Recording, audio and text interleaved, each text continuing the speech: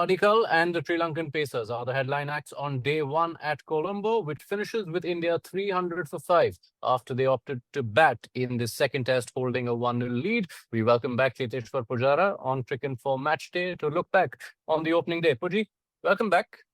When we look Thank at you. day one, at 281 for 3 going into the final hour, it felt like definitely India's day. But do the wickets of Padikkal and Jadeja mean that honors are even or close to even? Yep, definitely it's even. If you look at this stage, 300 for 5, I think if Sri Lanka can pick up a couple of wickets early tomorrow, then Indian batters will be in trouble because we don't know yet whether Rishabh Pant will be fit to play on day two. And then, yes, there is enough batting lineup. Manav Sutar can bat, but after when you lose a couple of wickets and when the ball is new, we have seen that there's enough help for the seamers. So day two will be very interesting. And when you look at day one, India had the opportunity to seize day one. Or majority of the players got off to a good start. Yashasvi Jaiswal, especially, will be very disappointed that he missed out on a big knock. Then same with Shubman Gill when he got to his 50, he had the opportunity to make it count. And even KL Rahul, I think. If you look at Sri Lanka's bowling, they bowled well in patches, but overall the bowling wasn't great. But I think Indian batters made some mistake, and that's why at this stage the game is very well balanced. That very neatly assembles the various talking points.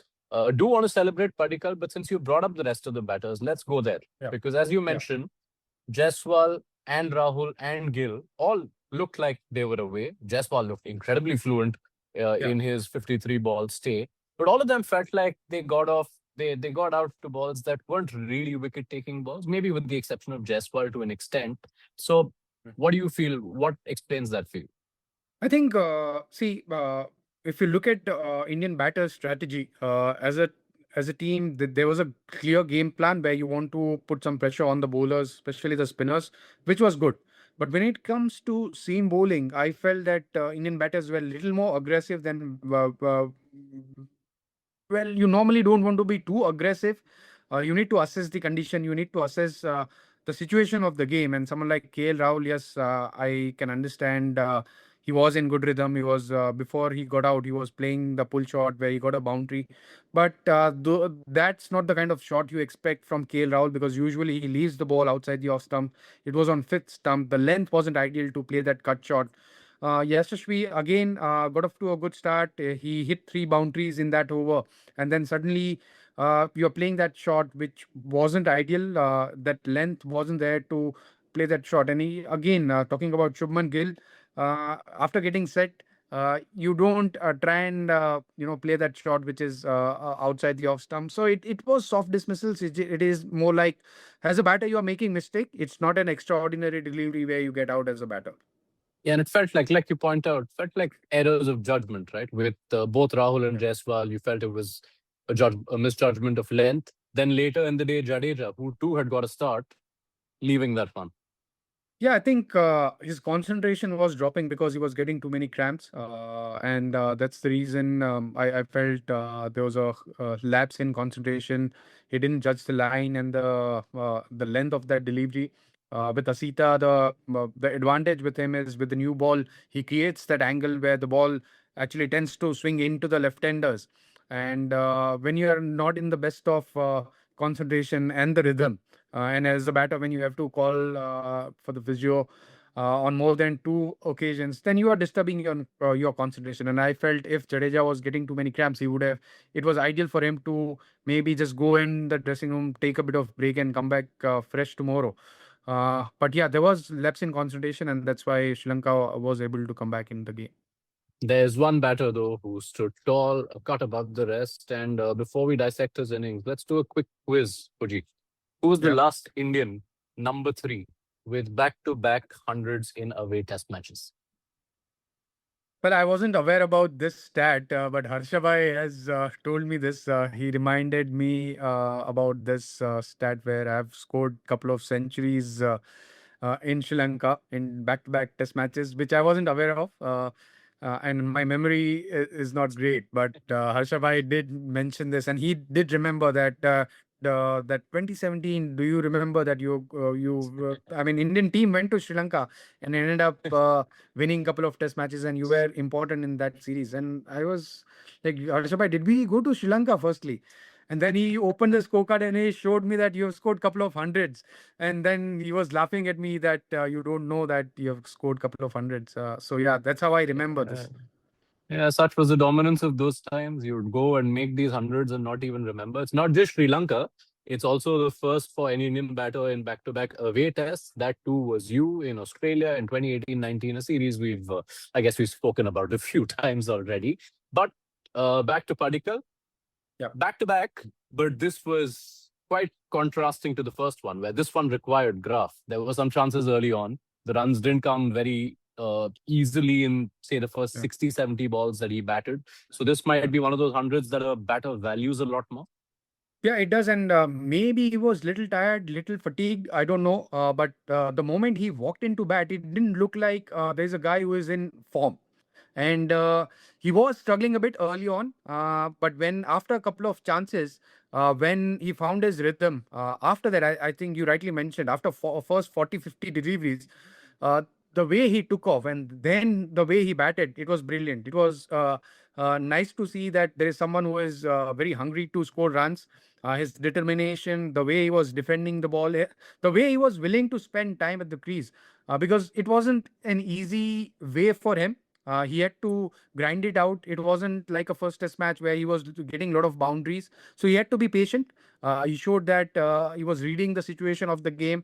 He was trying to build a partnership with Shubman. So it was good to see that he's showing a lot of maturity. He's just playing his fourth game. And in that, you are seeing that there's someone after, because as a batter, when you don't get off to a good start and when you get a couple of opportunities, you're bound to look back at what went wrong. But he was looking ahead. He was just trying to see there's an opportunity to score another 100, and that's what he did. The way he was playing his shots. And the good part was when he walked into bat again, he repeated what he did in the first game. He was trying to attack the spinners when they were going full, and that forced Sri Lankan spinners to change their length. And when they changed their length, again he got a couple of cut shots, and then he punched to the back foot on the offside. So he was dominating on the offside, but that happened because he forced Sri Lankan spinners to change their length. Yeah, he scored 28 of his first 70 balls, but you look at the next block of 70 balls, he scored 52. And by that point, he had put India ahead in the game. Back to back hundreds.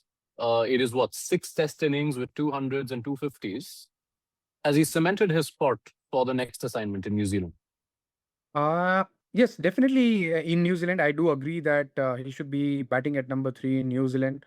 But will he be at number three for long term for India? That is, I think that's a long debate, and that's long way off, because you don't judge a player by a couple of test matches. Yes, he has shown a lot of character, the way he has performed. He deserves a longer run at number three.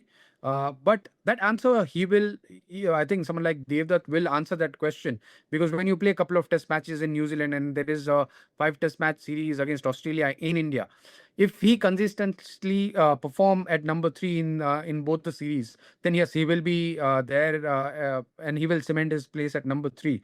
But let's not put too much pressure on him. I think he should get enough opportunity to bat at number three in New Zealand and in Australia, and then if he delivers, then he will automatically cement his place at number three. Looking at Sri Lanka, how impressive are the shifts that the two seamers have put in Asita Fernando and Lairu Kumara, especially on a day where their spinners barely ever troubled India? Yeah, I thought Sri Lankan bowling was little loose. Even the strategy by Dhananjay De Silva, we saw that they went negative too early with their spinners. The seamers were very effective. I think very impressed by the way Lairu Kumara and Asita Fernando both bowled on that pitch. Yes, there was assistance for seamers, but the kind of line length, and they were not afraid to use their bouncers in the second or third spell, which they came into bowl when Rishabh was batting, when Ravindra Jadeja was batting. And even Devdutt, I think he dealt with short pitch deliveries really well. But they stuck to their game plan. They picked up important wickets for the Sri Lankan team, but they were not bowling as a unit. And that's where I think they lacked a lot, because there wasn't enough support from their spinners. We saw that Prabhat Jayasuriya, he was reasonably good, but when it comes to Kesara's bowling, I think he needs to show a bit more consistency, especially against left-handers where he's going outside the off stump, where he's bowling short outside the off stump against Devdutt Padikkal, where he has scored a lot of runs by cutting him, by putting away some of the deliveries on the back foot. That is where I think he will have to improve a bit. Managed to bowl the ball of the day to get rid of Padikkal. Yeah. But yes, if you look at his figures, it tells you a story of lots of release balls. He's gone at over 4 Sri Lanka spinners, 1 for 209 on the opening day. Looking ahead to day two, Fuji, they say that this surface is the best to bat on the second day. Given that India are 300 for 5, potentially 6 if Pant doesn't make it back. Two Yeah. parts to this. How vital is it for India that Pant does manage to bat? And how vital is it in general for India to bat a substantial period of time so as to not cede the advantage that they were looking to gain on day one? Yeah, I think it's important on this page. India looks at a total, and that total will be somewhere close to 400, 450 now. Earlier, I think it was close to 500 or 550. But now, because India has lost 5 wickets, that total has reduced a bit. So, as a team management and even as a batting unit, you're looking at somewhere close to 400 because there are only 5 wickets left. And if Rishabh doesn't walk into bat, then it'll be a big issue for the Indian team, because it's important that Rishabh walks into bat and bats the way he bats, because he has the knack of batting with the lower middle order and the tail ender. He can bat in that aggressive manner. So if Rishabh walks into bat, it will be slightly easier for the Indian team. But if he doesn't, then Indian team will have to be a little careful. They will have to be a little cautious that if they lose a wicket or two, then they may not be able to reach to 400. Of course, there's way too much left in this test match, and we'll hope to see more days like this one where there was no rain at all affecting play. But from what you saw of the surface, do you expect it to break down more than what we saw at Gaul going ahead? Maybe not. I think first 3 days usually at SSC the surface has a bit more hardness compared to Gaul, and that's why I feel it will be a good surface to bat on in the first innings. But as the game progresses, I think it starts to deteriorate a bit more on day 4, day 5. That's where the batting becomes a lot more tougher. So both the teams will be backing their batting in the first innings, because when it comes to batting in third and fourth innings, it becomes very, very challenging on day 4, day 5. And you need to make the most of your start in this particular venue. And I hope that both the teams will be looking at it like that. If India can manage to get to 400, 450, then they'll be happy with that effort. But again, Sri Lanka will be looking to restrict India below 350. And if they manage to do that, then they will have a chance. They will back their batters that if they bat well in the first innings and if they can manage to get to, say, 450, if they manage to get some lead against Indian batting lineup, I think that will be a big achievement for Sri Lankan team. All right, we'll leave it there. From everything you've said today, it feels like day two is going to be the defining day of this test match. Let's see which way it goes, and we'll pick up the conversation at the end of day two with Cheteshwar Pujara. Thank you so much for your time.